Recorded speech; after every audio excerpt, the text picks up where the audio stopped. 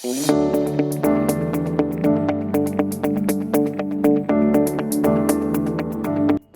Everyone, health and care update channel में आपका स्वागत है। मैं हूं नम्रता सिंह। आज हम महिलाओं में होने वाली हैवी मेंस्ट्रुअल ब्लीडिंग पर चर्चा करने वाले हैं। इस विषय पर चर्चा करने के लिए हमारे साथ जुड़ेंगे expert doctor Shashi Kumar. Doctor Shashi एक senior experienced gynaecologist, laparoscopic and infertility specialist हैं मैक्स हॉस्पिटल नोएडा में। Welcome ma'am, it's a great honour to have you with us on this platform. Thank you, Namrata. It's nice talking to you. Thank you, ma'am. Ma'am, आजकल महिलाओं में menstrual cycle से related बहुत सारी समस्याएं हो रही हैं। इन्हीं में से एक समस्या है हैवी मेंस्ट्रुअल ब्लीडिंग। तो मैम, आज इसी टॉपिक पे हम चर्चा करेंगे। Ma'am, Yes. मेरा पहला सवाल होगा कि ये हैवी मेंस्ट्रुअल ब्लीडिंग होती क्या है और महिलाओं को पता कैसे चले कि उनको ये प्रॉब्लम है? इसको समझने के लिए पहले तो हमें ये देखना पड़ेगा कि हैवी मेंस्ट्रुअल ब्लीडिंग जानने के लिए कि नॉर्मल मेंस्ट्रुअल ब्लीडिंग क्या होती है।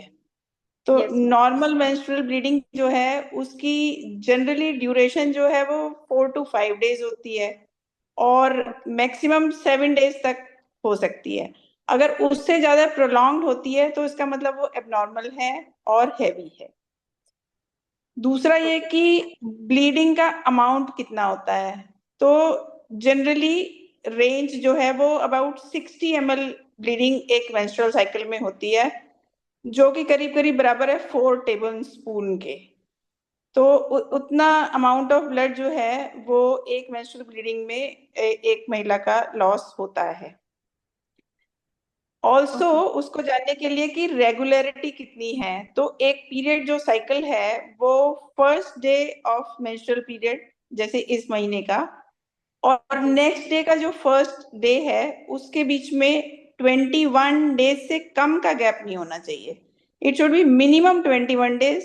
नॉर्मल एवरेज 26 to 28 डेज हो सकता है और अगर वो 35 डेज से ज्यादा है तो वो भी एबनॉर्मल। ओके, तो मतलब जो आइडियल टाइम होता है वो आफ्टर 21 डेज एंड 28 डेज के बीच में होना चाहिए। हाँ, और मैक्सिमम 35 डेज है, उससे ज्यादा भी नहीं होना चाहिए पीरियड का साइकिल। ओके मैम, मतलब किसी को 30, 31, 32 डेज तक के गैप पर आता है तो वो भी नॉर्मल है? हाँ, वो normal. Okay ma'am. Ma'am, but ये जैसे कि अगर ठीक है, मतलब साइकिल किसी को नॉर्मल है, बट अगर किसी को ब्लीडिंग थोड़ा सा ऐसा फील हो रहा है कि ज्यादा हो रही है उस टाइम पीरियड पे, तो ये कैसे पता चलेगा कि ये हैवी मेंस्ट्रुअल ब्लीडिंग की प्रॉब्लम है, एक बीमारी है? जनरली लोग हाँ सोचते हैं कि ठीक है, ऐसा ही होता होगा, तो लोग रिकॉग्नाइज नहीं कर पाते हैं। हाँ, उसको समझने के लिए कि एक तो ये है कि कंपैरिजन और वो कि क्या पीरियड प्रोडक्ट वो यूज करते हैं। तो अगर उनको बहुत फ्रीक्वेंटली अपना पैड चेंज करना पड़ता है, टैम्पून चेंज करना पड़ता है, तो जो एक रेगुलर पैड होता है वो करीब करीब 5 ml ब्लड सोक करता है और जो एक्स्ट्रा लार्ज पैड्स होते हैं वो 10 to 15 ml ब्लड सोक करते हैं। उसी तरह से टैम्पून भी, छोटा टैम्पून बड़ा टैम्पून 5 ml से छोटा वाला और 10 to 15 ml बड़ा वाला टैम्पून सोक करता है। जो मेंस्ट्रुअल कप है वो करीब करीब 30-40 ml ब्लड अकोमोडेट कर सकता है, तो उससे अंदाजा लगाया जा सकता है। फिर दूसरा ये कि अगर उनकी डेली लाइफ अफेक्ट हो रही है उससे कि इतना उनको उसके बारे में बॉदर करना पड़ रहा है, फ्रीक्वेंट पैड चेंज करना पड़ रहा है, और या फिर उनको क्लॉट्स पास होते हैं, बड़े बड़े पीसेस रेड कलर के ब्लड के क्लॉट्स होते हैं, अगर वो पास होते हैं तो इस सब का मतलब है कि उनको ब्लीडिंग जो है वो जरूरत से ज्यादा हो रही है और ये हैवी मेंस्ट्रुअल ब्लीडिंग है। ओके, मतलब ये एक प्रॉब्लम है। तभी मतलब इससे पता चलता है कि अगर ज्यादा उनको ब्लीडिंग हो रही है, क्लॉट्स आ रहे हैं, ज्यादा फ्रीक्वेंटली पैड चेंज करने पड़ रहे हैं, इट मींस कि उनको हैवी मेंस्ट्रुअल ब्लीडिंग की प्रॉब्लम है। Yes, very right. मैम, इस प्रॉब्लम, ये जो समस्या है हैवी मेंस्ट्रुअल ब्लीडिंग की, इसके पीछे क्या रीजंस होते हैं? इसके क्या रिस्क फैक्टर हैं जिसकी वजह से ये प्रॉब्लम होती है महिलाओं में? हाँ, रीजंस में एक तो जैसे कि यूट्रस जो है एनाटमी, मतलब उसके जो स्ट्रक्चर है उसकी स्ट्रक्चर की प्रॉब्लम्स हो सकती हैं, कि जैसे कि उसमें फाइब्रॉइड, नॉर्मल भाषा में उसको रसौली कहते हैं, हम लोग उसको फाइब्रॉइड कहते हैं। ओके। या फिर यूट्रस के अंदर की तरफ कैविटी में छोटे छोटे पॉलिप्स होते हैं वो हो सकते हैं, या फिर कैंसर हो सकता है यूट्रस का, और या सर्विक्स का कैंसर हो सकता है, वो भी ध्यान में रखना चाहिए। दूसरा स्ट्रक्चर में जैसे कि यूट्रस स्पंजी हो जाता है, थोड़ा सा इनलार्ज हो जाता है। एंडोमेट्रियोसिस होती है जिसमें कि लाइनिंग की प्रॉब्लम होती है, एंड यूट्रस की लाइनिंग जो है वो गलत जगह पे ग्रो हो जाती है। तो ये तो हो गए स्ट्रक्चर की प्रॉब्लम्स। Okay ma'am. उसके आगे होती है कि प्रेगनेंसी की कॉम्प्लिकेशन भी हो सकती है। कभी कई बार लोगों को पता नहीं चलता कि वो अर्ली प्रेगनेंसी हो गई, प्रेग्नेंट हो गए और उसमें फिर अबॉर्शन होने लग गया, उसकी ब्लीडिंग है। एक्टोपिक प्रेगनेंसी जिसमें कि एबनॉर्मल प्लेस पे प्रेगनेंसी हो गई, या फिर इनकम्प्लीट अबॉर्शन, ये भी प्रेगनेंसी रिलेटेड प्रॉब्लम्स भी हो सकती हैं। Okay ma'am. मतलब इसके जिनको, अलावा जी, यस मैम हाँ बोलिए बताइए। मैम। इसके अलावा इन्फेक्शंस हो सकते हैं, यूट्रस के इन्फेक्शंस हो सकते हैं, और नॉर्मल ब्लीडिंग डिसऑर्डर्स की किसी का ब्लड क्लॉट नहीं करता और उनको वो ब्लीडिंग टेंडेंसी है, तो ये जनरल प्रॉब्लम्स हो सकती हैं। इसके अलावा कुछ हार्मोन डिसऑर्डर्स जैसे थायराइड जो है, दैट आल्सो वो भी अफेक्ट करता है मेंस्ट्रुअल साइकिल को। और जैसे पॉलिसिस्टिक ओवेरियन सिंड्रोम, वो भी जो है हार्मोनल प्रॉब्लम है, वो भी डिस्टर्ब कर सकती है ब्लीडिंग को। ओके, मतलब ये बहुत सारे रीजंस होते हैं इसके पीछे, कि इनमें से अगर किसी को ऐसी कोई समस्या है तो उनको खास तौर पे ध्यान देना चाहिए कि अगर उनको हैवी ब्लीडिंग हो रही है, इट मीन्स कि उनको ये प्रॉब्लम है। हाँ मैम, बिल्कुल। कॉन्ट्रासेप्टिव पिल्स लेने से भी क्या इसकी प्रॉब्लम होती है, या फिर ये बढ़ जाती है हैवी मेंस्ट्रुअल ब्लीडिंग की प्रॉब्लम? नहीं, कॉन्ट्रासेप्टिव पिल से तो नहीं, लेकिन कोई इरेगुलरली अगर कॉन्ट्रासेप्टिव पिल्स लेते हैं तो उसकी वजह से इरेगुलर ब्लीडिंग हो सकती है।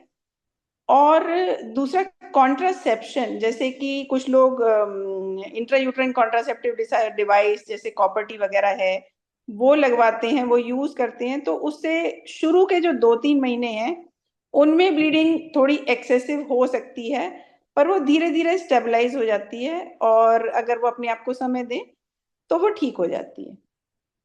ओके मैम, मतलब कॉन्ट्रासेप्टिव पिल्स लेने से ऐसी कोई प्रॉब्लम नहीं होती है, इसके पीछे ये नहीं। रीजन?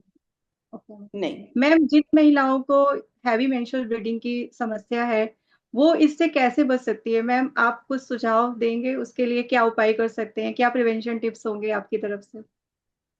नहीं, पहले तो वो देखें कि उनको ये प्रॉब्लम हो रही है, उसके सिम्टम्स पहचाने कि उनको जैसे लो हीमोग्लोबिन होगा, उसके सिम्टम्स होंगे कि बहुत ज्यादा थकान है, अनयूजुअल फटीग है, जी। अगर लैक ऑफ एनर्जी है, और और थोड़ा सा काम करने पे अगर ब्रेथलेसनेस हो जाती है, अनड्यू ब्रेथलेसनेस है, सांस फूलने फूलने लगता है, तो ये तो सब सिम्टम्स हैं कि उनका हीमोग्लोबिन जो है वो कम है।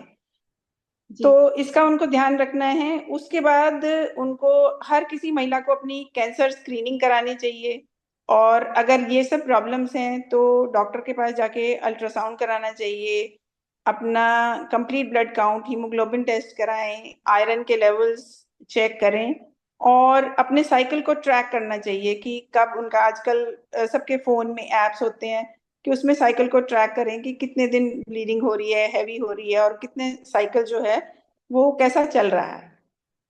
जी मैम। मैम, जैसे कि आपने बताया कैंसर के लिए स्क्रीनिंग कराएं, तो मैम इसके लिए कोई एक विशेष कोई एज है कि उस एज के बाद करानी चाहिए, उस एज के ड्यूरेशन में करानी चाहिए? जो यूट्रस के सर्विक्स के कैंसर की स्क्रीनिंग है वो रिप्रोडक्टिव एज ग्रुप में, और या तो 21 ईयर्स के बाद, या फिर फर्स्ट सेक्सुअल एक्सपोजर के बाद शुरू हो जानी चाहिए, ओके, और वो मतलब जो ये है easy- रिप्रोडक्टिव एज ग्रुप में कंटिन्यूड रहती है। ओके, थैंक यू मैम, आपने इतनी सारी इंपॉर्टेंट इन्फॉर्मेशन शेयर करी और आपने हमारे व्यूवर्स को इतनी महत्वपूर्ण जानकारियां दी।